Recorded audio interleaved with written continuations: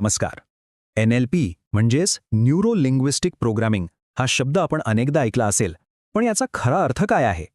आज आपण L. Michael hall यांच्या कामाच्या आधारे NLPच्या मूळ तत्वज्ञानाचा म्हणजेच त्याच्या आत्म्याचा शोध घेणार आहोत. आता बघा, NLP म्हटलं की अनेक गैरसमज लगेच डोळ्यासमोर येतात. काही जणांना वाटतं की ही काहीतरी जादूटोण्याची गोष्ट आहे किंवा लोकांच्या मनावर ताबा मिळवण्याची एखादी कला आहे. पण खरंच तसं आहे का, की या सगळ्या गैरसमजांच्या पलीकडे त्याचं काहीतरी वेगळं, अधिक शक्तिशाली स्वरूप दडलेलं आहे? चला तर आजच्या या विश्लेषणात आपण याच प्रश्नाचं उत्तर शोधूया. आपण कशा प्रकारे पुढे जाणार आहोत ते पाहूया. आपण आधी गैरसमज आणि वास्तव्यावर बोलू, मग NLPच्या आत्म्याबद्दल जाणून घेऊ, त्यानंतर प्रभुत्वाचे 5 स्तंभ, काही साधने आणि शेवटी या सगळ्याचं सार काय आहे ते पाहू. तर आपला पहिला टप्पा, गैरसमज विरुद्ध वास्तव. चला या शब्दांच्या पलीकडे जाऊन NLPला समजून घेऊया. एका बाजूला आहेत नेहमीचे गैरसमज, जसं की माइंड कंट्रोल किंवा गूढवाद.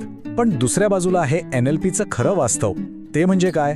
तर जे लोक यशस्वी आहेत त्यांच्यासारखा विचार आणि कृती कशी करायची हे शिकणं, एक सकारात्मक वृत्ती बाळगणं आणि आपल्या मनाला सक्षम करण्यासाठी काही साधी पण प्रभावी साधनं वापरणं.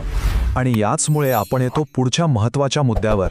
NLP म्हणजे फक्त काही सिद्धांत किंवा तंत्र नाहीये, तर ती एक वृत्ती आहे, उत्कृष्टतेचा आत्मा. मायकल हॉल यांच्या मते अनेकदा NLP शिकवताना किंवा शिकताना ते करून दाखवण्याची जी एक तीव्र भावना असते ती कुठेतरी हरवते. ही एक अशी जिद्द आहे जी यशासाठी खूप जास्त गरजेची असते. मग हा NLPचा आत्मा म्हणजे नेमका आहे तरी काय? सोप्या भाषेत सांगायचं तर ही एक मानसिकता आहे, ज्यात जबरदस्त आवड आहे, प्रत्येक गोष्टीबद्दल उत्सुकता आहे आणि जे सर्वोत्तम आहे ते स्वतःमध्ये उतरवण्याची एक तीव्र इच्छाशक्ती आहे. हा काही नियमांचा संच नाहीये, तर ही एक विचार करण्याची पद्धत आहे. ठीक आहे, पण मग ही वृत्ती आपल्यामध्ये कशी आणायची? तर त्यासाठी 5 महत्त्वाचे स्तंभ आहेत जे यशाला चालना देतात. हे 5 स्तंभ आहेत. पहिला, चिकाटी, म्हणजे अपयश असं काही नसतं, जो मिळतो तो फक्त फीडबॅक असतो. दुसरा, उत्सुकता. तिसरा, यापेक्षाही काहीतरी चांगलं असू शकतं, हा विश्वास. चौथा, जीवनाबद्दल एक उत्कट इच्छा. आणि 5वा, प्रत्येक गोष्ट आणखी चांगली कशी करता येईल, हा सततचा विचार. आणि हेच तर महत्त्वाचं आहे. जेव्हा आपण या 5ही गोष्टी आपल्या आयुष्यात उतरवतो ना, तेव्हा NLP फक्त एक टेक्निक राहत नाही, तर ती जगण्याची एक पद्धत बनते. चला आता जरा व्यावहारिक बाजू पाहूया. ही मानसिकता प्रत्यक्षात वापरायची कशी? NLPच्या साधनांचा मुख्य उद्देश खूप सोपा आहे. आपल्या मनाची स्थिती व्यवस्थापित करणं. म्हणजे समजा आपण कधी निराश किंवा हतबल झालो, तर त्या अवस्थेतून बाहेर पडून एका सकारात्मक आणि शक्तिशाली मानसिक अवस्थेत कसं जायचं हे शिकणं. याचं एक खूप चांगलं उदाहरण म्हणजे अँकरिंग.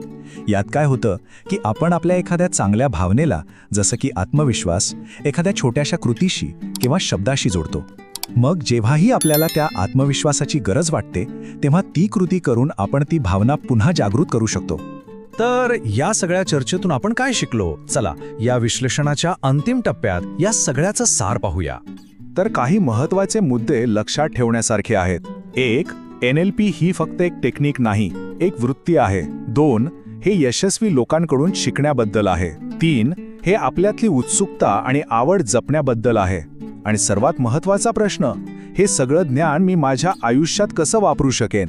रिचर्ड बँडलर यांचं हे वाक्य NLPच्या आत्म्याचं किती अचूक वर्णन करतं, नाही का? ही एक अशी वृत्ती आहे जी आपल्याला कोणत्याही आव्हानाकडे पाहून म्हणायला शिकवते. हे तर खूप सोपं आहे. आणि शेवटी हा एकच प्रश्न, विचार करा, जर आपल्यामध्ये असाच एक प्रबळ निश्चय, एक फेरोशियस रिझॉल्व्ह असेल, तर आयुष्यात काय काय साध्य करता